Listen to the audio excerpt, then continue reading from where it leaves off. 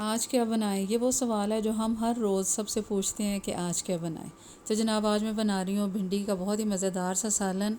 नहायत आसान सी रेसिपी है। गर्मियों की ये सब्ज़ी बहुत ही मज़े की बनने वाली है। बिस्मिल्लाहिर्रहमानिर्रहीम। अस्सलाम वालेकुम। आई होप सब ठीक ठाक होंगे, मज़े में होंगे। तो जनाब, सबसे पहले चैनल को अगर आपने अभी तक सब्सक्राइब नहीं किया तो प्लीज़ सब्सक्राइब कीजिए, और वीडियो अगर पसंद आए तो प्लीज़ ज़रूर लाइक कीजिए और अपने दोस्तों में शेयर कीजिए।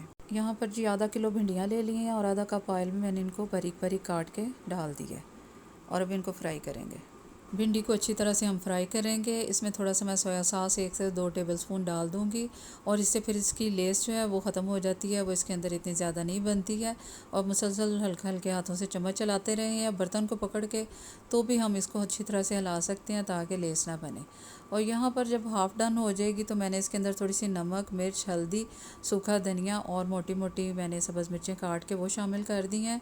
इस तरह से मसाला हमारी भिंडी के अंदर भी रच बस जाता है और भिंडियाँ फीकी फीकी नहीं लगती और मीठी भी नहीं बनती। और अब भिंडी पर बहुत अच्छा सा कलर आ गया, अच्छी तरह से मसाले के साथ इसकी भुनाई हो गई है। इस टाइम पर मैंने इसके अंदर बाकी के मसाले शामिल करने हैं, और इसके साथ टमाटर और प्याज भी मैंने काट ली हैं। और ये भिंडियाँ जो है देखें बहुत ही अच्छी सी फ्राई हो गई हैं, इससे ज़्यादा भी फ्राई ना करें। और इसके अंदर मैंने प्याज और टमाटर दोनों चीज़ें शामिल कर दी हैं। प्याज और टमाटर के बाद हम खुश्क मसाले डालेंगे, नमक, सुर्ख मिर्च, हल्दी थोड़ी सी, और खुश्क धनिया, अनारदाना। ये सारी वो चीज़ें हैं जो मैंने इसमें शामिल कर दी हैं। प्याज के ऊपर इसका अच्छा सा कोट हो जाएगा मसालों का। बस ये अब सब चीज़ों को अच्छी तरह से मिक्स करेंगे और मज़ीद पकाएंगे ताकि टमाटर और प्याज भी अच्छी तरह से नरम हो जाएं। इसको कवर नहीं करेंगे, बगैर कवर किए पकाएंगे, वरना भिंडियाँ जो है बहुत ज़्यादा नरम हो जाएंगी। एक बड़ा टमाटर मैंने काट के डाला है, और एक टमाटर की मैंने पेस्ट बना लिया है, वो इसमें शामिल कर दिया है। खड़े प्याज और थोड़ा सा खड़ा खड़ा टमाटर जो है वो भिंडी के साथ बहुत ही अच्छा लगता है, और थोड़ा सा मैंने पीस के डाल दिया ताकि उसका मसाला बन जाए और उसका भी जायका जो है वो बहुत ही अच्छा लगता है।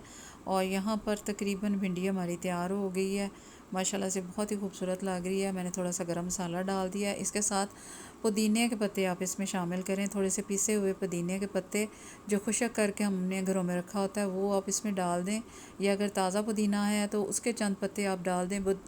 भिंडी के अंदर उनका जायका बहुत ही अच्छा लगता है, और माशाल्लाह से बहुत ही खूबसूरत लग रहा है। खुशबू बहुत अच्छी आ रही है, जायका बेहतरीन लाजवाब बनता है।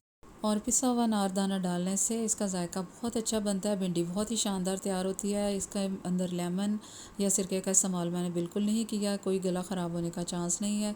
ज़बरदस्त तैयार होगा आपका ये सालन, इंशाअल्लाह ताला। आप भी ज़रूर ट्राई कीजिए और मुझे अपनी दुआओं में याद रखिए, फ़ीडबैक ज़रूर दीजिए, और आप हमेशा खुश रहें। अल्लाह हाफ़िज़।